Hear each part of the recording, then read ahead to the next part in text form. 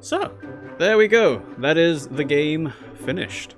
I understand that we didn't find all of the artifacts, the relics, and we didn't do any of the Hornet racing, but I would recommend to you guys to buy the game for yourself and check out how that works, because once again, thank you to tinyBuild Games for providing a code for this. I understand we're a little bit later to the party on this one, but sometimes it's nice to have, you know, people go back to the backlog, your portfolio, your catalog to say, yes, this game exists, you know, go out and buy it. We did say that it's not a new game, it's a couple of years old now, but, you know, that doesn't mean that a good game is always a good game, no matter what year it came out. Some things might get outdated, but this one is just good. So what I liked about this game is the fact that, I think I mentioned it before, this is basically a 3D platformer collectathon, and the Tinykin aren't really that much to do with it. As in, it's the setting of Milo is small, therefore the Tinykin is small, and the Tinykin follow Milo around to help solve puzzles and so on.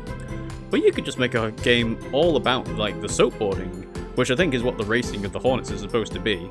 And just be like, yep, you're small, you're trying to get around the world. It's like you could do grow up, grow home, and yeah, just you are trying to find different spaceship parts and use the soapboard to get around. You don't have to have Tinykin at all. You can just say, right, flick this switch, push this box.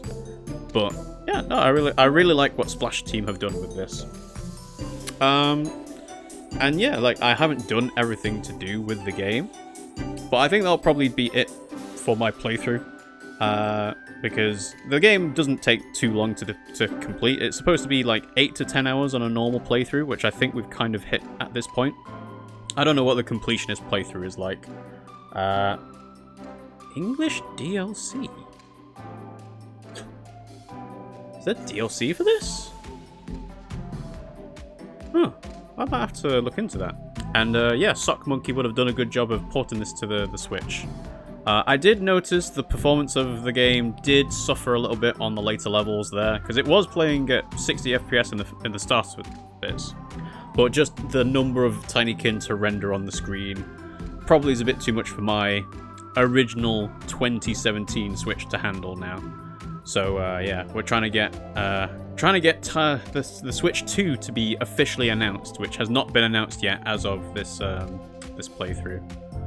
Yeah, no, the level design of this game really well worked into it in terms of the setting. The music's pretty good, you know, it's like catchy. You can kind of bob your head along to it. It's nice having... So I always made fun of it, but it is nice to have like little interludes of talking to the bugs and just like seeing their conversations happen. And they're obviously like Han Solo, Han Sala, referencing like pop culture references, Spock. There was the Obi-Wan Kenobi one and Qui-Gon Jinn.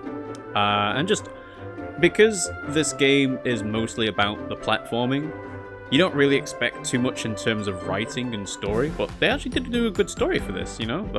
Like I said, the tragedy of Ardwin being shrunk down and trying to reclaim what was lost. And they set it in 1991, which makes sense for like the setting of the house, and Milodane is obviously from the future, the far-flung future. So yeah, this is a pretty good game for, well, again, for speedruns, you can try to get your best time. I think it's also good because, again, there's no combat in this game, so you're just using the Tinykin to solve puzzles and stuff like that. So it's a very nice family-friendly game. The Ardwin thing might be a little bit much, but, you know, I think kids could get used to it. So yeah, overall, good game, good game.